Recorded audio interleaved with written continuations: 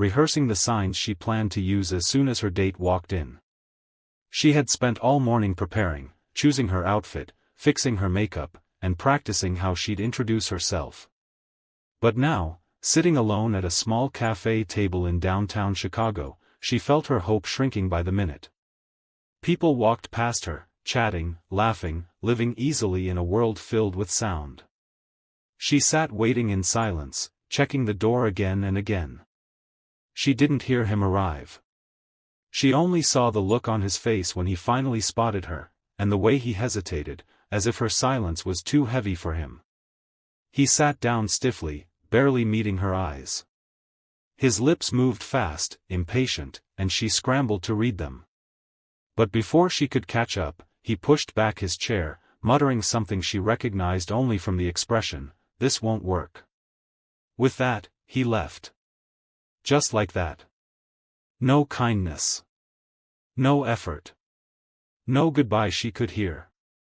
The room spun around her as she sat frozen, smiling politely even though her heart was cracking open inside her chest. If stories like this touch your heart, take a moment to subscribe, like, and comment to support the channel, Kindness Tales. Your support helps these stories reach more people who could use a moment of hope. She stared at the empty seat in front of her. She wasn't new to rejection, but something about this one stung deeper. Maybe it was because she had let herself look forward to it. Maybe because she was exhausted, tired of pretending she didn't care, tired of acting like loneliness didn't swallow her whole some days. She felt her chest tighten, and she blinked fast, refusing to let tears fall in public. She didn't notice the little boy at the next table until he tugged gently on his father's sleeve. The man looked up from his coffee and followed his son's gaze. His eyes softened immediately. He had seen everything, the way the date walked in, the way he walked out, and the way the girl was now trying hard to look okay when she clearly wasn't. The father hesitated only a moment before tapping his son's shoulder.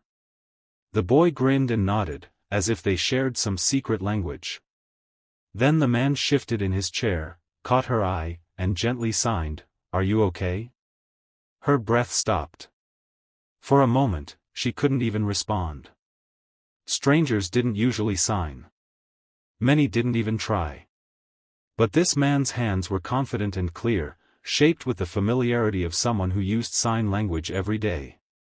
She nodded slowly, signing back, "I'm fine. Thank you." But her trembling fingers gave her away. The man glanced at his son, and the boy flashed her a bright smile before returning to coloring on a paper placemat. The father leaned forward slightly, signing with warm, steady hands, "You deserve better." The message was simple, but it struck something deep inside her, something tender that had been bruised too many times.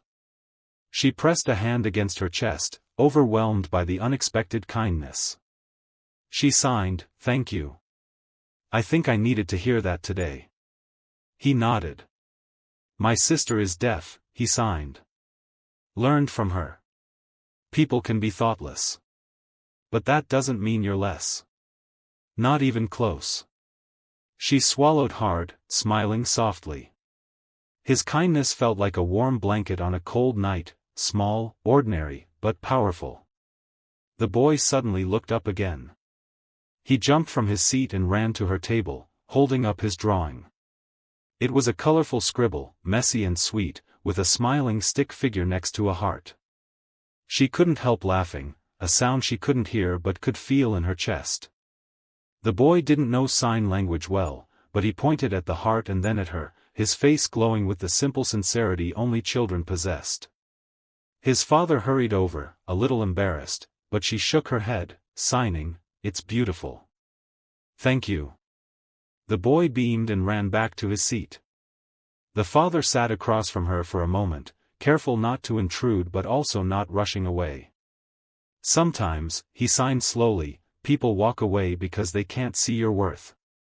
That's their loss. Not yours."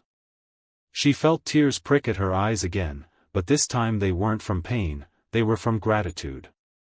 She told him what had happened, using clear gestures, and he listened with genuine empathy. He didn't pity her. He didn't look at her like she was fragile. He just listened. When she signed that she felt foolish for hoping the date would work, he shook his head firmly. Hope isn't foolish, he signed. It's brave. His words settled into her like sunlight. They talked for a while longer, about his sister, about the boy, about her job at a community center teaching art to kids. She learned that he was a single dad, doing his best one day at a time. He learned that she often felt invisible in a world built for sound. But neither felt invisible in that moment. Before leaving, he signed, "Take care of yourself. And remember, you deserve someone who sees you." She tucked the boy's drawing into her purse like a tiny treasure and signed back, "Thank you. Truly."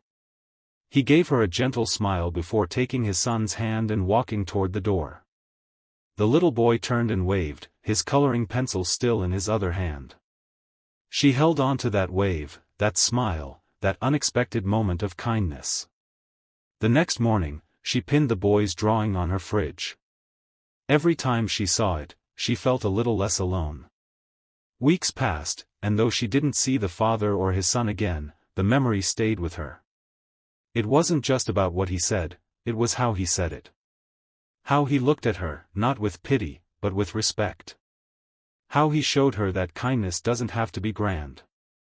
Sometimes it's just a few signs shared between strangers that remind someone they matter. One evening, after a long day, she sat at her kitchen table, thinking about everything she had been through. She thought about the rejections, the loneliness, but also the kindness of a man who didn't even know her name. It reminded her that good people still existed. That softness still had a place in the world. And she made a quiet promise to herself.